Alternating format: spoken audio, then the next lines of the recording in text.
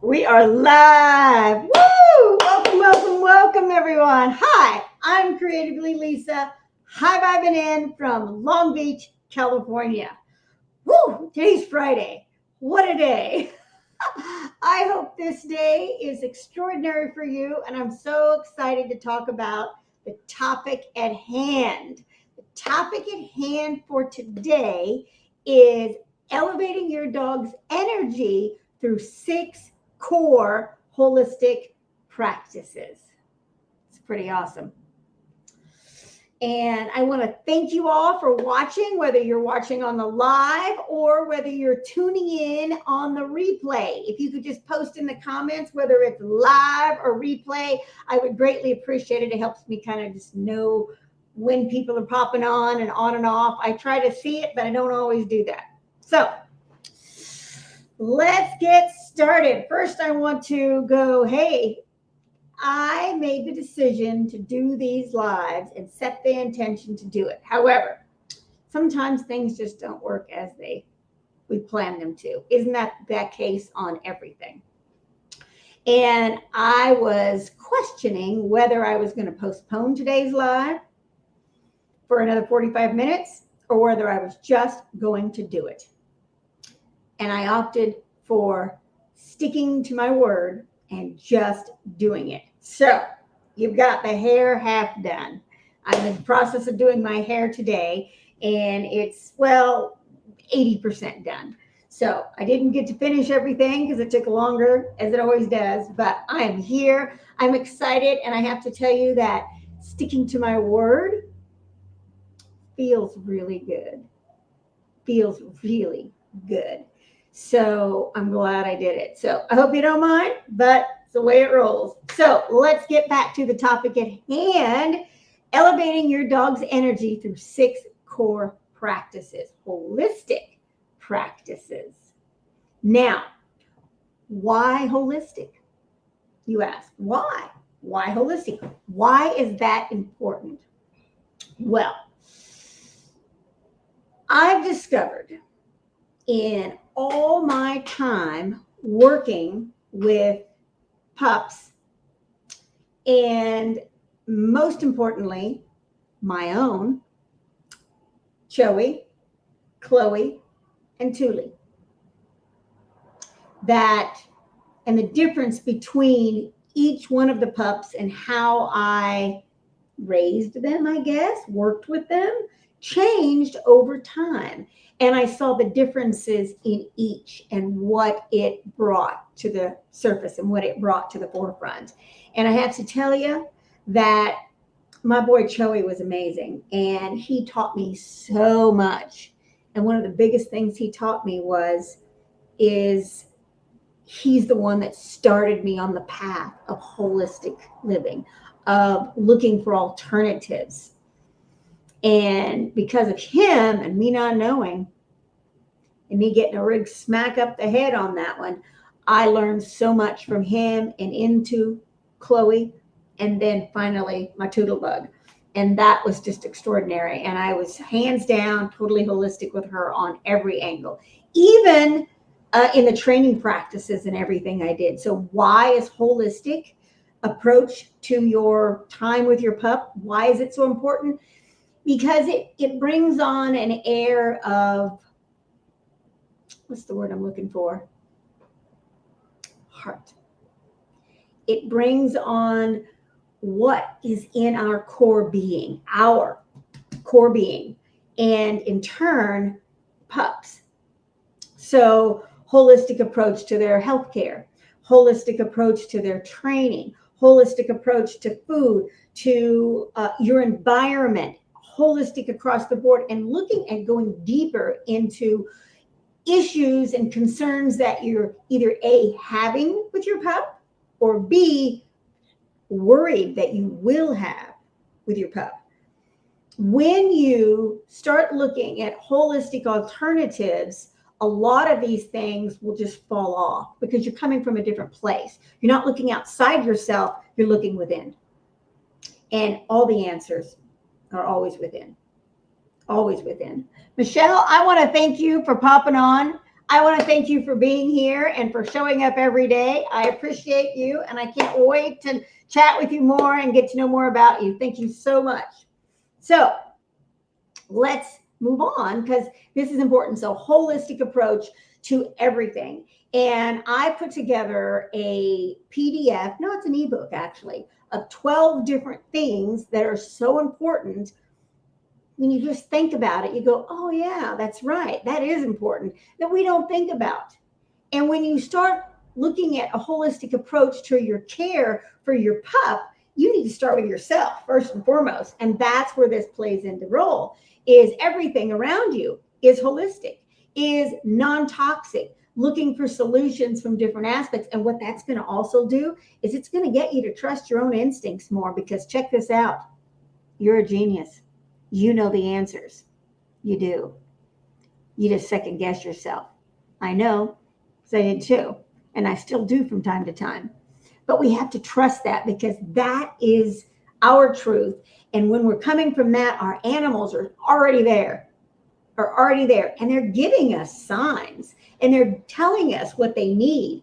We just have to listen and not always think outside of ourselves and outside of talking with other people. Trust yourself. So today I want to go over 6 core practices, things to do to help your dog's energy, to raise your dog's energy. Okay, so that's what we're going to focus on. And you'll be surprised at how all of these things play into it.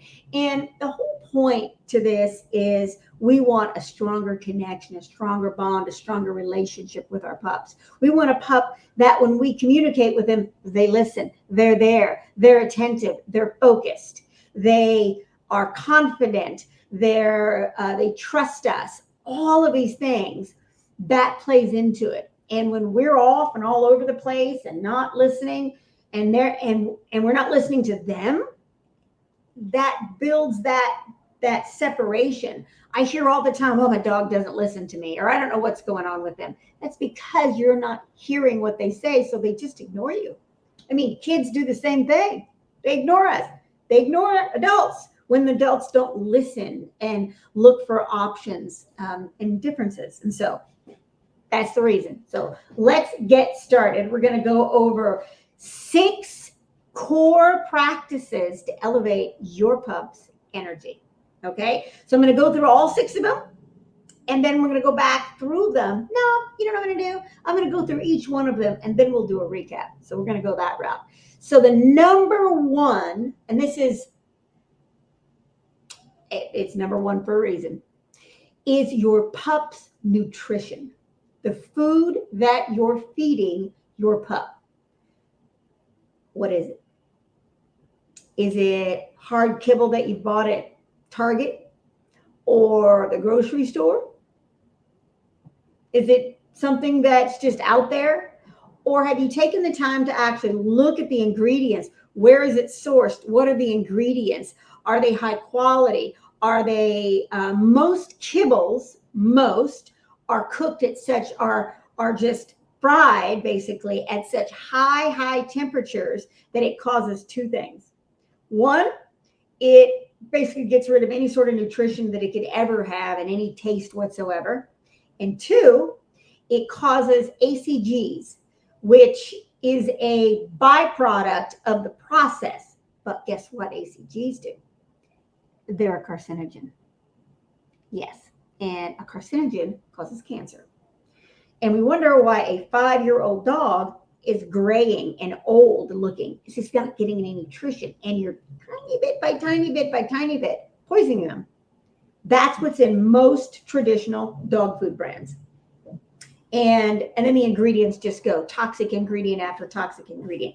And I think what I'm going to do, and if you want me to do this, I actually have an entire webinar on nutrition and foods and ingredients and products and things that are not supposed to be in food that are, and stuff that isn't in food that should be. And I'd be happy to actually do that. I have it. I built it out. I set it up, and I just haven't done the full thing. I've done it live, but not as an actual webinar. So I think that would be a good topic to get started with, because it all begins with the food source that you're feeding your pup. High quality food. So nothing from the grocery store. Look at the ingredients. Raw is really good. I used to give Thule, and I've had luck when I've shared it with other people as well, a brand that's actually baked. Then it has freeze-dried coated over it and chunks of freeze-dried in it. So I gave her that and raw. And it was, check this out, it was all organic vegetables versus anything and everything that's out there. And 2, it was grass-fed, wild-caught, free range, depending on the protein source. And so it was a much higher grade of meats versus what's basically on the floor. If it says byproduct in your food, get rid of it. It's whatever happened to be on the floor. Rotten, bugs, you name it. And then they try to put nutrients back into it, but it's not. It's not nutritious at all. So these are bad. You can also make your own food and then just get the additives to add in the right minerals and stuff like that. There's so many different options. And I opted for because I like to have food in a bowl all the time. A kibble, it was this baked kibble with freeze-dried in it. And then I gave her raw for breakfast and dinner. She had raw. And I would have cooked it up on the stove and eaten it myself. And that was my question. When you look at it, and you smell it and you think about it, would you eat it? And would it be healthy for you? If the answer is yes, then it's going to be healthy for your pup too. So these are things, and I am happy anytime you want any information on any of these things, you can put nutrition in the comments and I'll get back to you on that. Whatever we're talking about, I don't mind it, and I'm happy to get back to you. All right, so number 1 is nutrition. Number 2 is hydration, water. And what is the water source that you're getting the water from? Is it your tap? What's in there? Probably not a lot of good stuff, in all honesty. Is it filtered? Is it bottled? All these different things. So I had a filtration system that I used. And I would also put supplements in the water. So it even gave her the little extra boost. It helps cleanse her body and such like that. So depending on what your dog's needs are, there needs to be fresh, flowing water all the time. So we had big bowls everywhere, and I didn't have the waterfalls, which are fantastic, even better, but I would just put a little in, and she'd look at me and she loved it cold. So I'd go pour it in. I had it in ready to go in bottles and refrigerator, and I would just go and I would pour it in from the filtration system. And constantly being able to have that water for them at all times is going to help flush out their body. High quality water, not just tap water, room temperature tap water. At least give them filtered water, because it's the same with you. It's the same with us. We need that. And actual plastic bottled water isn't so good for us. Certainly not good for them either, because the bottles actually outgas into the water, and then you're drinking that toxin, that plastic, and that's not good for any of us. So that's a tip for us as well as it is for pups. Okay, so that's number 2. Number 3 is the care products that you're using in your home, on your pup, and around your pup. And I always talk about, we did another video on non-toxic cleaning and the products that you use in your home. This is products that you use specifically for your pup. You want non-toxic care products. That means the shampoos that you're using on them. If you use a conditioner, if you spray them down with a mist or like some kind of a fragrance, it's more for you, not for them. They don't care. Any sort of flea treatments, everything non-toxic. And there's so many options. I used an amazing shampoo, and I would add essential oils to it and then wash her with it and let it set for a couple minutes and then rinse it off. She never had fleas. Never had fleas, and it was non-toxic. So a couple key ingredients to look for in your care products are fragrance, heavily toxic. Sodium lauryl sulfate is another one, and its derivatives and variations. Anything that has any of those words, because they'll change it around, That's extremely toxic. Those are two of the big ones. I did a lot of reels last month, over the last 3 months, on this specific topic on toxins in your home and toxic ingredients and what to look for. You can go back to any of my carousels or my reels and look at them, and you can see all of that in there. And I also have a PDF. Actually, it's a little more of an ebook as well, on the positive choice, a dog mama's guide to non-toxic living. And it talks about what ingredients to actually look for in the care products and home products as well, and to stay away from, and healthy alternatives. So we have that. So non-toxic grooming products, flea treatments, conditioners, room sprays, everything. And then number 2 is your training on, so positively reinforced training.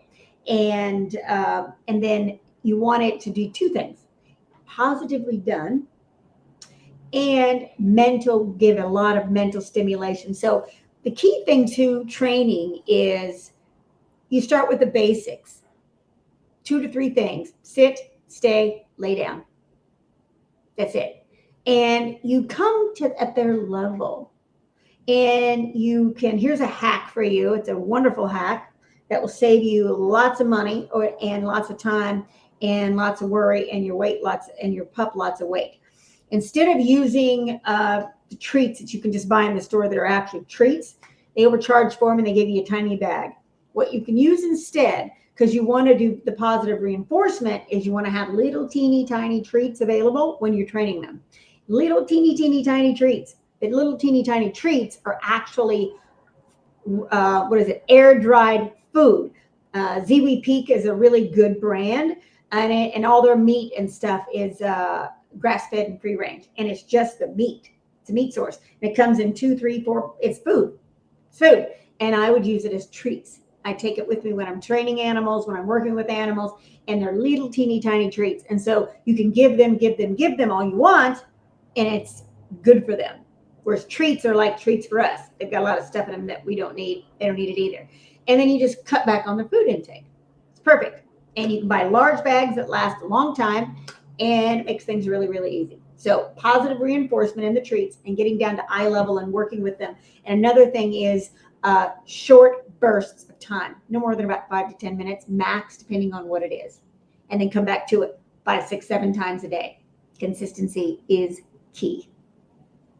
Now we want to go over a couple more. And I realized when I was talking about nutrition, I forgot one. So I'm going to go back to that actually before I go on to the following 2.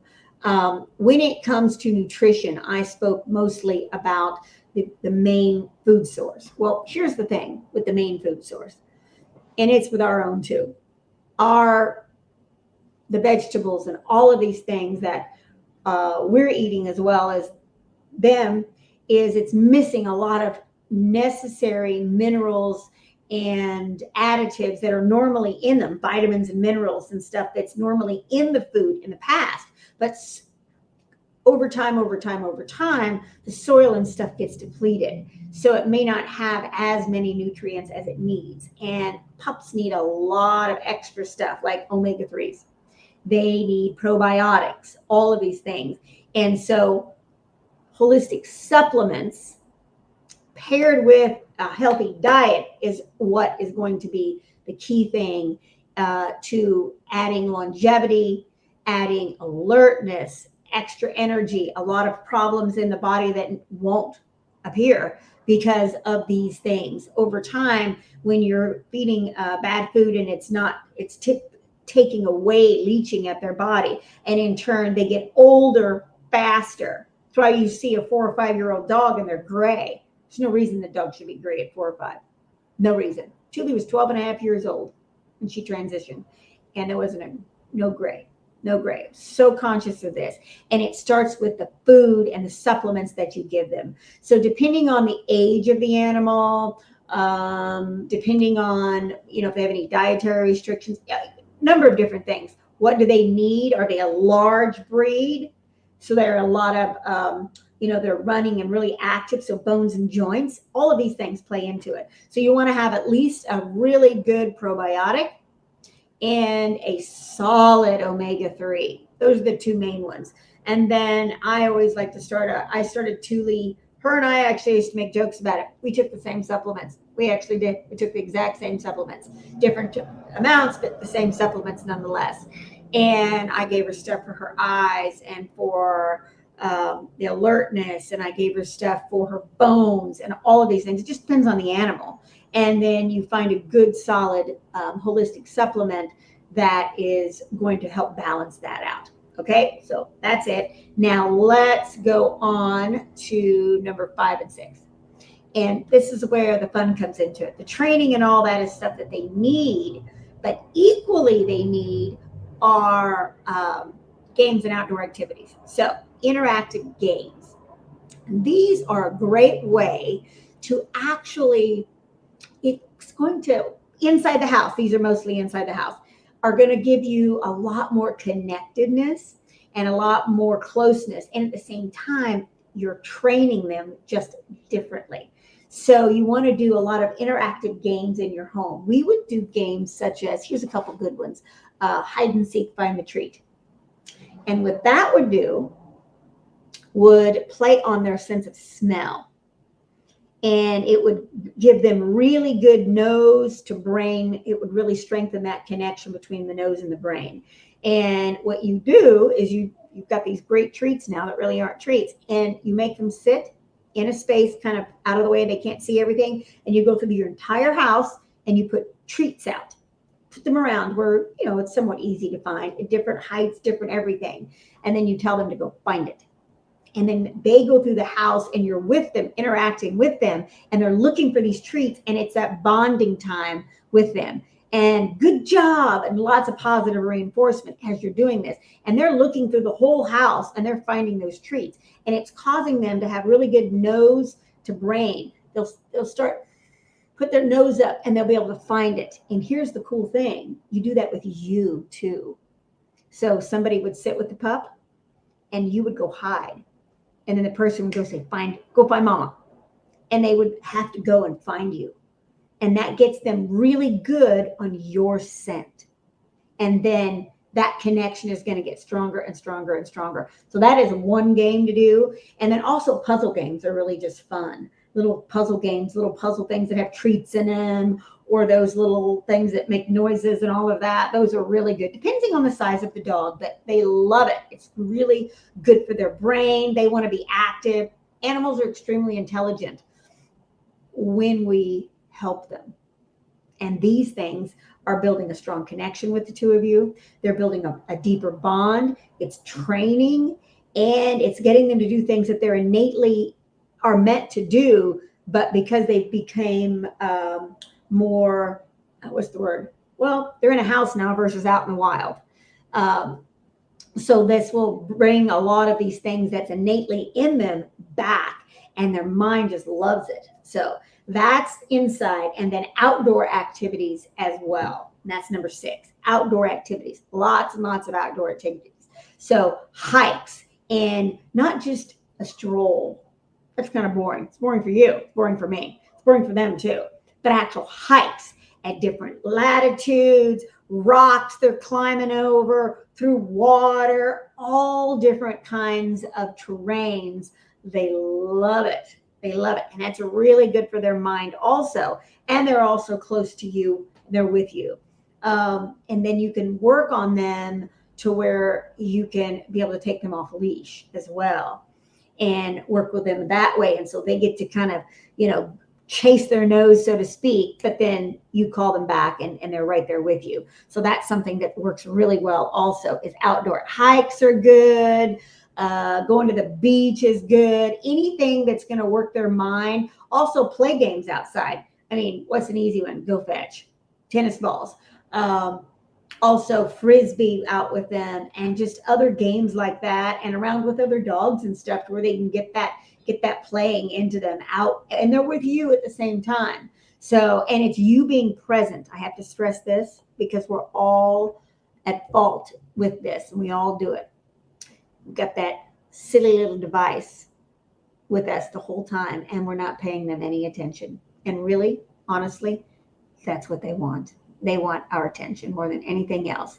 Even on that walk, they know that you're ignoring them. They know. So stop. I have to really be conscious to leave the phone at home and be present with my pups when I'm out working with them, when I'm walking with them, all of that, just on dog walks. Leave that at home and have that connection. And the more you can do these things like this and have that presence with that pup, you'll be surprised at how quickly that connection and that bond will grow. So much faster. And that trust will build. And check this out. They're going to want to please you. They're going to want to do all these things that you think are great. Shake. Tuli would hold hands. All these extra things that you can start training them and working with them. They'll pick it up like this, like really quickly, because they know it excites you, so they get it. They get it. So let's go over and recap one more time through everything. We're going to go over the 6 core practices to elevating your dog's energy and your connection. Number 1 is your nutrition and holistic supplements. Number 2 is your hydration with your pup, the water that they're drinking. Number 3 is non-toxic grooming products and care products, fleas, shampoos, conditioners, perfume sprays, room sprays, all of that. Number 4 is your training, how you're training with them and working with them. Number 5 is interactive games inside. And number 6 is lovely outdoor activities. All of this is going to just add to that connection. And when you're doing it on an ongoing basis, it just doesn't take time. And it's actually just as good for us as it is for them to spend that time with them. So all of these core activities are so important to having a well-balanced, happy pup and a well-balanced, happy mama, and a connection that will transcend time. Transcend time. That's what's cool. That connection where they can sense you and you know what they want. They don't even have to do anything. You know, they can feel it. You're trusting your own instincts because you ultimately do know. You do know. That's a big one, because that's magic when you've got that connection. When you've got that deep a connection, that's magic. Now, as I mentioned early on, I've got a 12 tips to a high vibe dog, and it includes a lot of this that we talked about and more things that are so important. So if you would like my 12 tips to a high vibe dog, comment pup tips below and I will make sure I get it to you. If any of the topics that we've discussed is something that you're curious to learn more about, you want to learn more about the supplements, you want to learn more about nutrition, whatever it is, just comment that word in the comments and then I will reach out to you and we can figure out what works best. I know that when you have a strong, deep connection with your pup and when you know that you are doing everything possible and you're giving him the best care, highest quality food, supplements, everything, the best water, your time, that you put them in a non-toxic environment, all these things play a key role in how you feel as well. And that connection will just grow and grow and grow. And you will have a long, long, healthy life with your pup. They don't live long enough. They don't. And it hurts so bad. But if my boy was 8.5 when he transitioned. Tuli was 12.5. I got, because of how I cared for her, 4 glorious extra years. And she was healthy. She was healthy. And that, such an amazing feeling to be able to know that you're extending and giving them the best that they need. They depend on us for so much. Least we can do is give back to them because they give us so much. They give us infinite love, and it's so important. So that's my passion. I can't do anything about it. I'm so intense on this because I see so many people not knowing what's not so good for their animals, what they're using in their homes, what they're feeding their animals, and they just don't think about how it's really affecting their animals and how it's causing problems that can easily be avoided. So anyway, I'm off my soapbox. I want to thank you for watching. Hi, Vicki. Thank you for popping on. I'm so grateful to see you. Thank you so much, everybody, for watching. I'm grateful for you every moment.